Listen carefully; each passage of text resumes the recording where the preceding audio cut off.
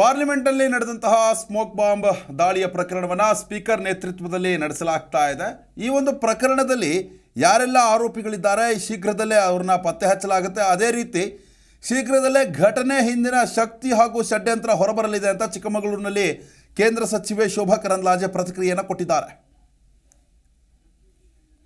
ಮೇಲೇನೋ ದಾಳಿ ಆಯಿತು, ಇದರ ತನಿಖೆಯನ್ನು ಸ್ಪೀಕರ್ ಅವರ ನೇತೃತ್ವದಲ್ಲಿ ಮಾಡಲಾಗ್ತಾ ಇದೆ. ಪಾರ್ಲಿಮೆಂಟಿಗೆ ಸ್ಪೀಕರು ಮತ್ತು ರಾಜ್ಯಸಭಾದ ಅಧ್ಯಕ್ಷರು ವಾರಸುದಾರರು, ಅದಕ್ಕಾಗಿ ಅವರು ಸದನದಲ್ಲಿ ಘೋಷಣೆಯನ್ನು ಮಾಡಿದ್ದಾರೆ.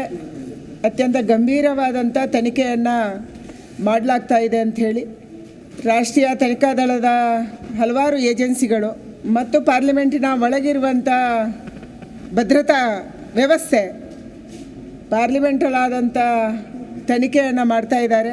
ಪಾರ್ಲಿಮೆಂಟು ನಡೀತಾ ಇದ್ದಂಥ ಕಾರಣಕ್ಕಾಗಿ ಒಂದು ದಿನ ಮಧ್ಯಾಹ್ನ ಮೇಲೆ ಫರೆನ್ಸಿಕ್ ತನಿಖೆಯನ್ನು ಮಾಡೋದಕ್ಕೆ ಅವರು ಬಂದಿದ್ದರು. ಅದಾದಮೇಲೆ ನಿರಂತರವಾಗಿ ಪಾರ್ಲಿಮೆಂಟ್ ನಡೀತಾ ಇತ್ತು.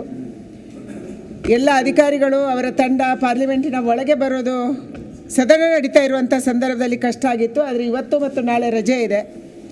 ಈ ರಜೆಯ ಸಂದರ್ಭದಲ್ಲಿ ಎಲ್ಲ ರೀತಿಯ ತನಿಖೆಯನ್ನು ಮಾಡ್ತೀವಿ ಅನ್ನುವಂಥದ್ದನ್ನು ಹೇಳಿದ್ದಾರೆ. ಯಾರ ಅಪರಾಧಿಗಳಿದ್ದಾರೆ ಅವರು ಸಿಕ್ಕಿಬಿದ್ದಿದ್ದಾರೆ. ಯಾರೋ ಅನ್ನುವಂಥವನು ಎಲ್ಲರ ಮೊಬೈಲನ್ನು ತಾನು ಸಂಗ್ರಹ ಮಾಡಿಕೊಂಡು ಓಡೋಗಿದ್ದ, ಅವನನ್ನು ಕೂಡ ಅರೆಸ್ಟ್ ಮಾಡಲಾಗಿದೆ.